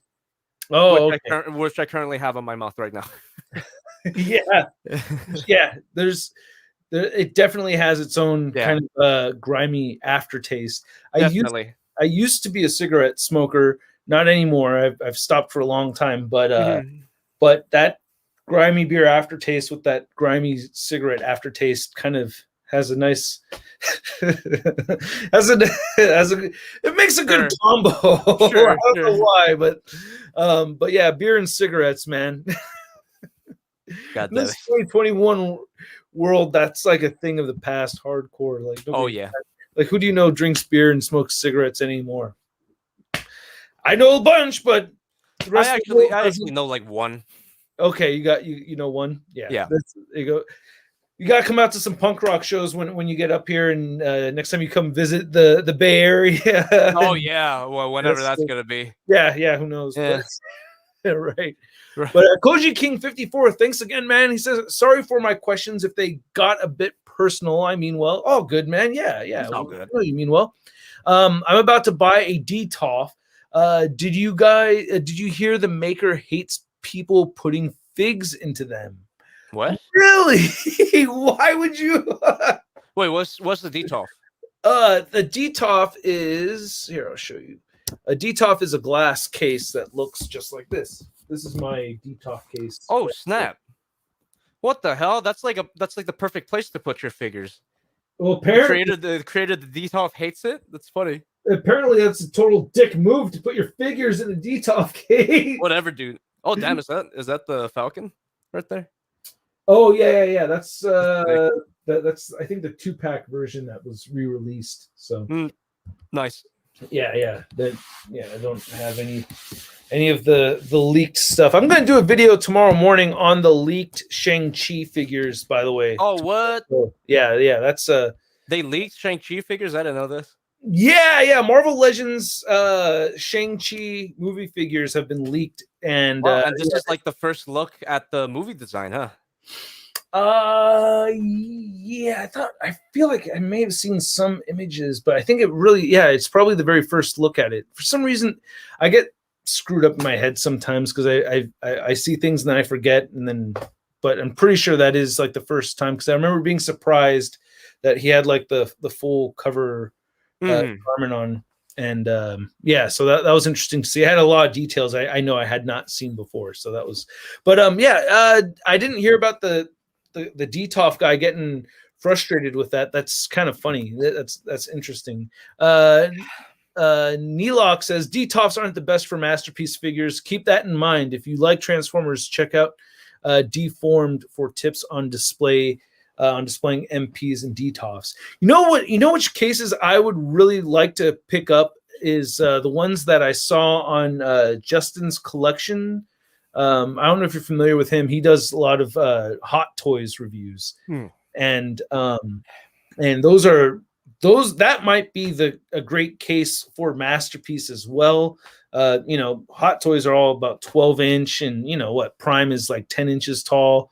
Yeah. So it's kind of around there, even though most masterpiece figures are a whole lot smaller. Greg XB3 says rotate the horns down on HasLab Unicron, and you could transform him with the head still on. What? Hey, try that shit. Kumi, I really don't. Wow. So if you take this and rotate all the way down like that, it'll work out. I don't know. Kind of like I have a pet peeve, and so you're saying if I do this, he'll transform just fine. Was it Greg XB? Did Jobby just say he had to go take a shit? I think I briefly heard him say that, and then he disappeared. Cool stream. It definitely is. Oh, right on. Just well, first off, great tip over here, Greg. I might give that a shot, especially since I'm getting a replacement face, so I could use the busted face. And if I'm worried about doing anything to the face, then it'll happen on the one that's already broken. So yeah, I appreciate that. Thank you. Let me see here. Thirsty for Chicken says, Russ, do you think since the AI Tony is in that wave and the Mandarin is the leader of the 10 Rings that we might see an AI Tony in Shang-Chi? Oh, wow. That's a very, very good point. I wouldn't think that because of the figures in the line are set up that way, because I think it's super rare. I don't really see Hasbro making a connection between their comic figures and their movie figures, like that they kind of like bleed in or tease into each other like that. So if that did happen, I would be very surprised at it happening now, and I wouldn't think it was because of the figures. But if they did, I mean, that'd be very interesting to see. I would be down to see how they would go with that if they actually did that. But damn, like, are we going to see a legit Mandarin? Like, that's like, is that 100% confirmed or not? Marco Sendejas, much love from P-Town. Hey, what's up? Hey, you're in P-Town too. Right on, man. Awesome. Another Pacifican in the room. Oh, man. How much you want to bet Jabby is making that face on his icon right now? Is he? I am. I am. That's the face he's actually making. Yeah, for real. At this very moment. Thank you so much, Cayman2901. What do you think of MB-15 Naval Commander? Oh God, that thing looks awesome. I gotta look it up. MB-15 Naval Commander. Is this another third party? Yeah, another third party. Ooh, that looks sick. Yeah. Wow. This reminds me of that. Is this what? Okay, Naval Commander. Not really familiar with this character. It's Armada. Oh, okay. Oh, good. All right. Because I don't know squat about Armada. I dipped out for Armada. Did you dip out for the Unicron trilogy in general? Yeah. Not about it. I remember seeing. I remember seeing like only 3 Transformers, and they're all like big and super dupered out. Like it changed to like a Gundam thing in my eyes. I was like, it did. Very, very Japanese inspired. That's for sure. Well, I mean, those were Japanese franchises. Yeah. Right. Yeah, so with animes.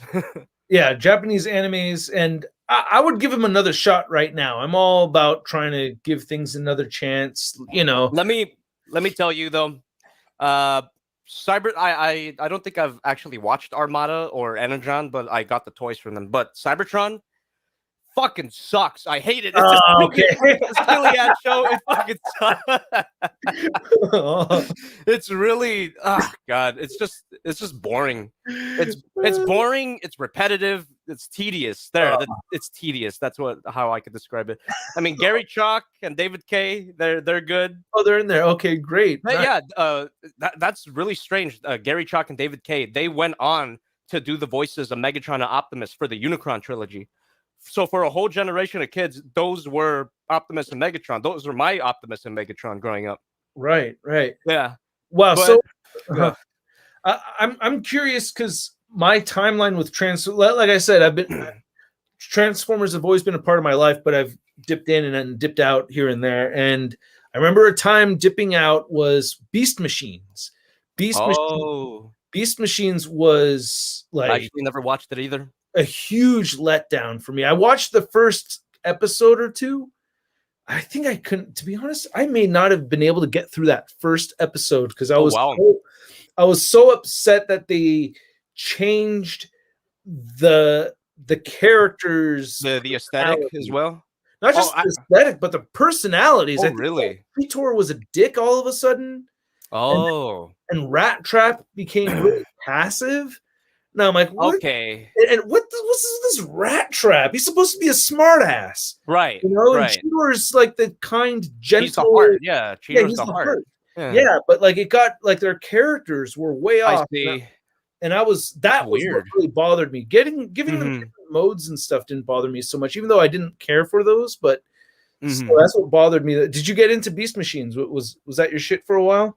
No. I may have gotten some of the toys. Like I remember actually getting like that Ultra Class Nightstream figure, which was a fucking abomination, but I got it.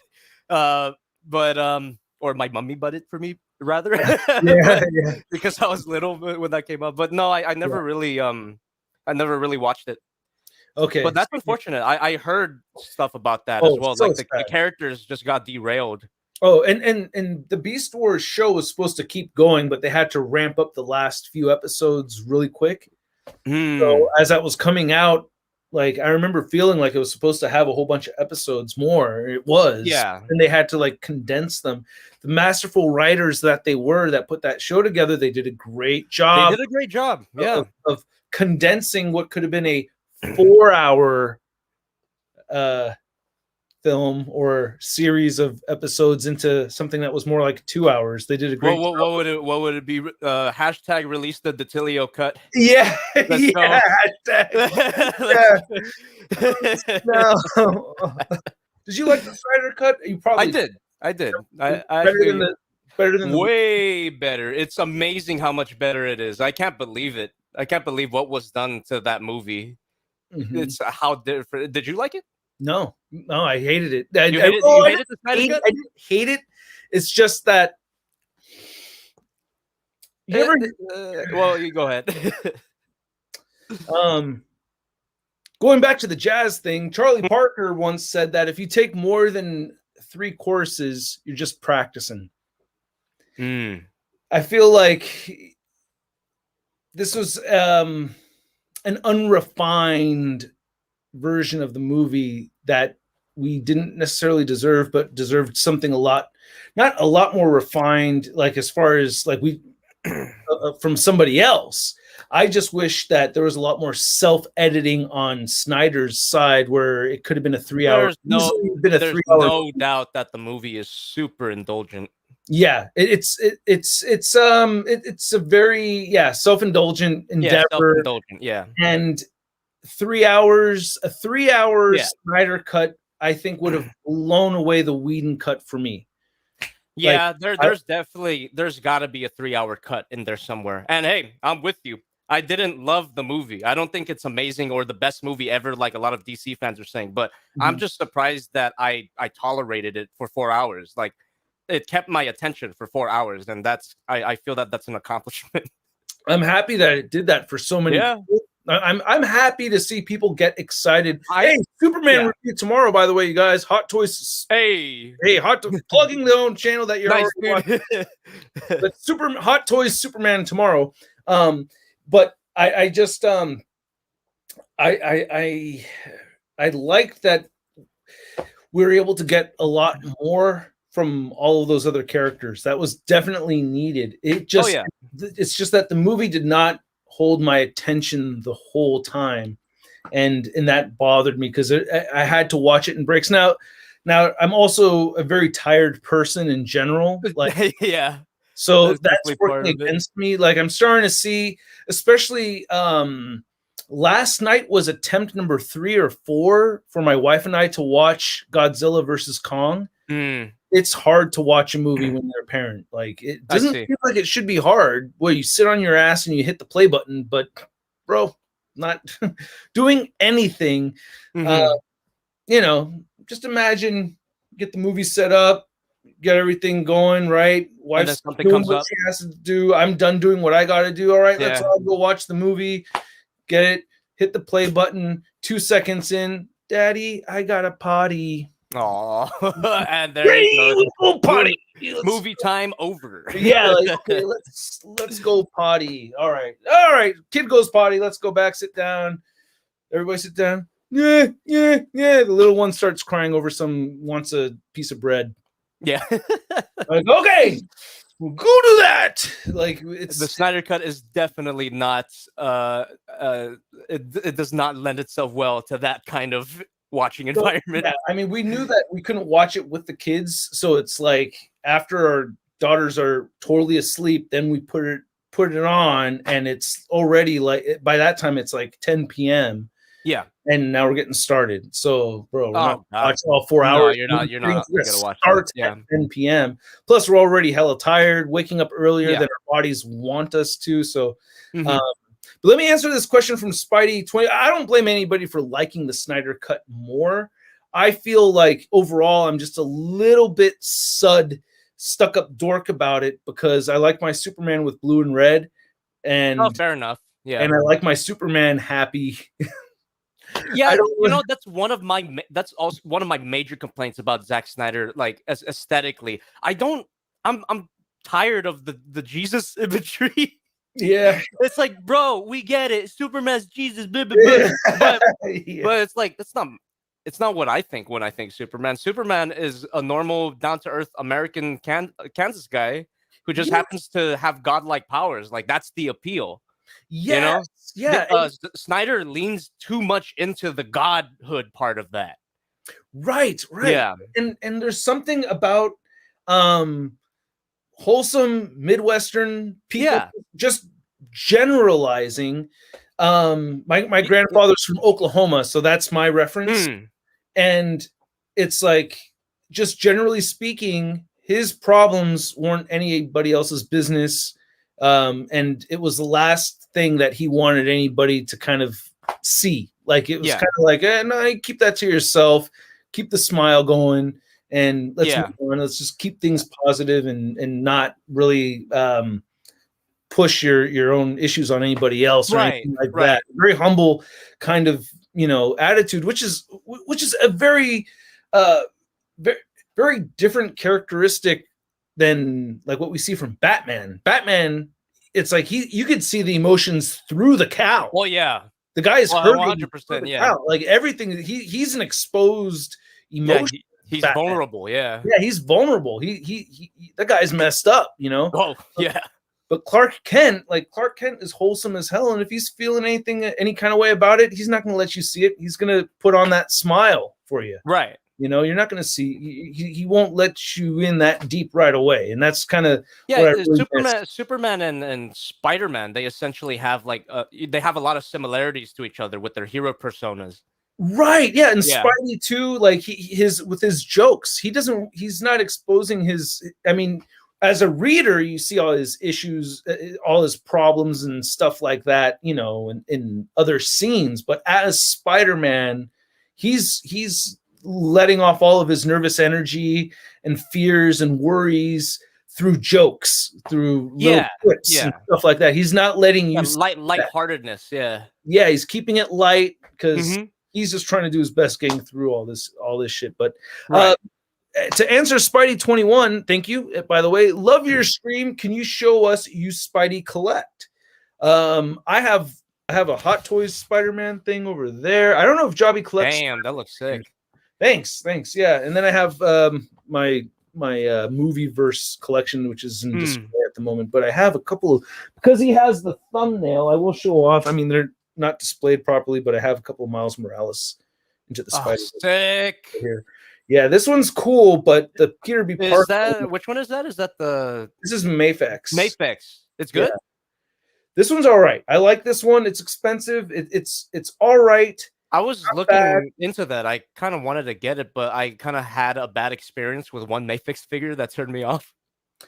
That's not rare. That's unfortunate. They have QC issues like a lot. How are the joints on that? I haven't had anything bad happen on mine. I've heard of some people maybe having a problem, but this one has been fine. Having the interchangeable parts and everything has been cool. But the Peter B. Parker for me was a home run. Like that one. Oh, yeah. This I got the Peter B. Parker from Mafex, and if you were to drop some dough on a Mafex figure, I would go with the Peter B. Parker. This one I just, because it serves as a great Spider-Man for the collection, and it has all the accessories to make the great Peter B. Parker. Right. Yeah. So this one for me I just liked a lot more. Just a lot more durable, and the soft goods were more durable on this one. The Miles had less durable soft goods. I see. And that bothered me some. Thirsty for Chicken again. Thank you so much, bro.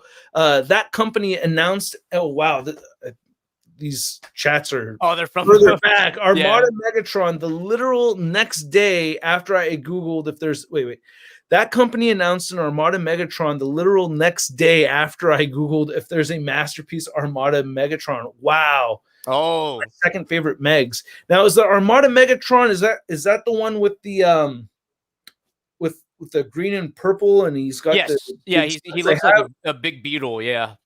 Okay, yeah. Alfonso sent me that I think it was a Voyager class or a leader class Armada Megatron from, I want to say like 5 or 6 years ago.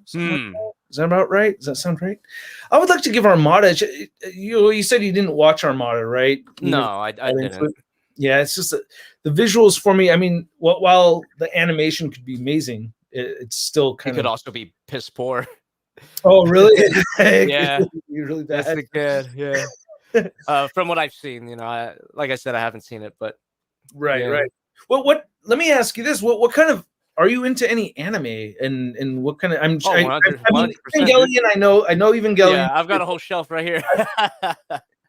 Actually, yeah. Now that I said it out loud, I'm like thinking about a bunch of stuff that I don't even recognize that you've showed off on your channel that I've watched just because. Oh, okay, looks cool.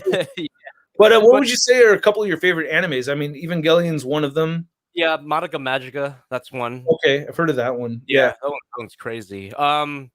Another favorites. Oh God, there's like a lot. I think Beastars is turning out to be one of my favorites.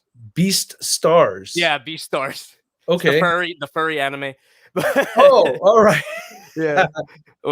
There's also Wonder Egg Priority as well. It's one that came out this year, and that one is like wow.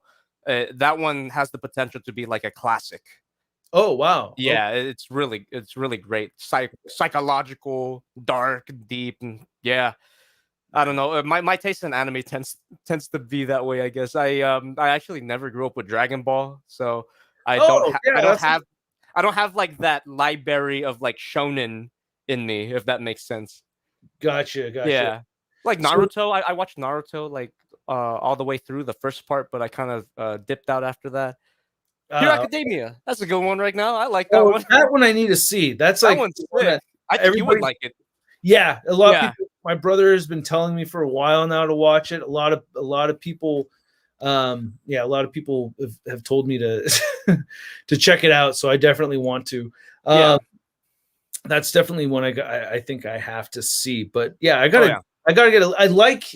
I like it when things are deep, so they tend to stick with me a little bit longer when there's some depth, kind of like how you're explaining. But we got about 5 minutes left on this. All right. Stream, and I want to talk about now. Remember, those of you that are a part of my Patreon and membership, there's going to be an extended 1 hour live stream of me and you guys. Jobby has to run, but I'm going to continue on solo for another hour via membership in the Tron. So as that transfer happens, be patient. I'll make it as fast as possible. But before you go, I wanted to talk about any of the other debate issues that may have that we may not have addressed yet. And we talked about swivel versus ankle pivot. That's the one that I really wanted to get to. We have 5 minutes to get to the bottom of this. I have a feeling that we've talked about this before.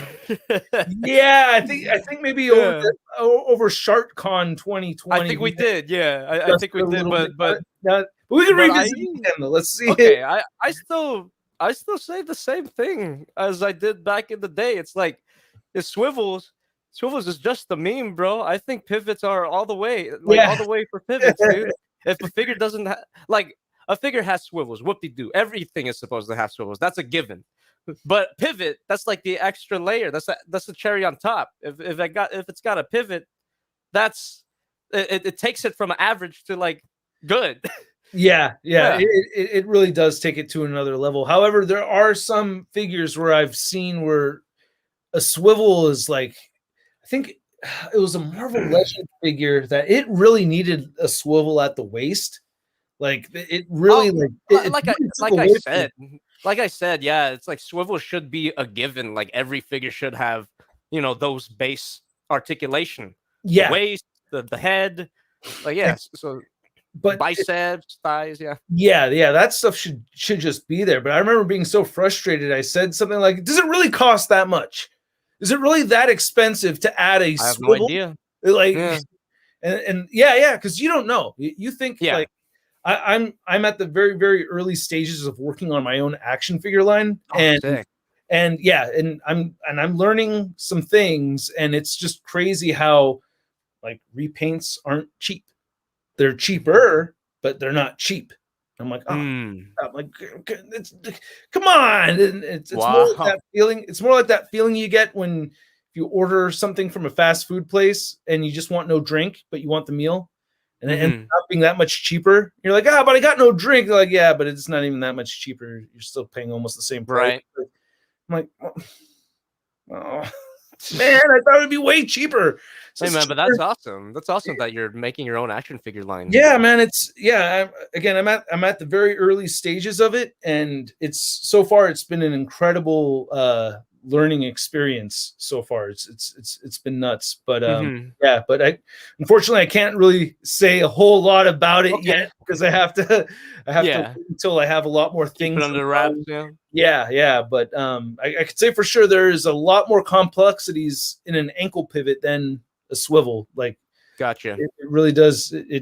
It's more than like a peg and churn kind of thing. Yeah, you have to have like that angle has to be right on there. And I love that I'm seeing ankle pivot on so many figures nowadays. I'm really glad that the Kingdom line Hasbro has, like, they all got ankle pivots. That's awesome. Yes, they're nailing it. I don't think not all of the older figures do. So it's I feel you guys would Dragon Ball as a start to it all. I feel you guys would love Dragon Ball as a start to it all. Dragon Ball was my first anime for me. And I was, when I was in high school and just out of high school, Dragon Ball Z, and then Dragon Ball Super, I fell head over heels for Dragon Ball Super. My brother was like, dude, it's been so long since you've watched Dragon Ball Z. I haven't even watched all of Dragon Ball Super. There's so many episodes you have to catch up on. You're not going to watch it. I'm like, dude, you don't understand. I'm going to watch this shit. And I was hooked on Dragon Ball Super. Like, I love that show. That shit was awesome. I highly recommend you check out Super if you haven't had a chance to yet. Optimus 304, thank you so much for the $5, man. Shartimus versus JobbytheHong, Dawn of Swivel. Hey, Hey, what's your This- mom's name? What's your mom's name? If I say it, will you promise to stop punching me? I don't know what it is because Save mommy. yeah, same for me. Yeah, you know what, this stream, as long as it is, and as everywhere as the topics have been, this stream is more cohesive than that movie. So there you go. Fuck that movie. You I know, hate I see what you're saying. Yeah, I give it. it. Yeah. Very, very good point. Very good point. And, God damn. and on that note, I want to say thank you so much again, Jobby, for making it. I've had a great Thank time. you for asking me to be here, man. Yeah, this is a lot of fun. I think the people watching had a great time as well. I want to thank everybody that made it to this live stream.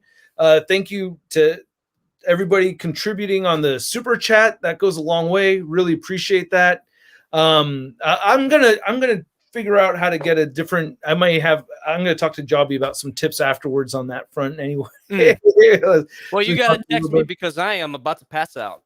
All right, I'll text you about it later on. Yeah. After you wake up. But yeah, feel better soon, man. Thank you so much for making it. Again, members and everybody on the Tron, stay tuned. I'll be seeing you guys over there. And thanks again for making it over here, Jobby, and thanks to you guys for watching. All right. And, Superman review tomorrow, and we'll catch you guys. Oh, what's anything you want to promote on your channel, by the way? I want to give you the chance to like, comment, subscribe, youtube.com/JobbytheHong. Second channel is Jobby2. So I stream there every week. Yeah. All right. Links in the description below. All right, man. Thank you again. And all right. We'll catch you later. See Peace, you, man. guys. Take care.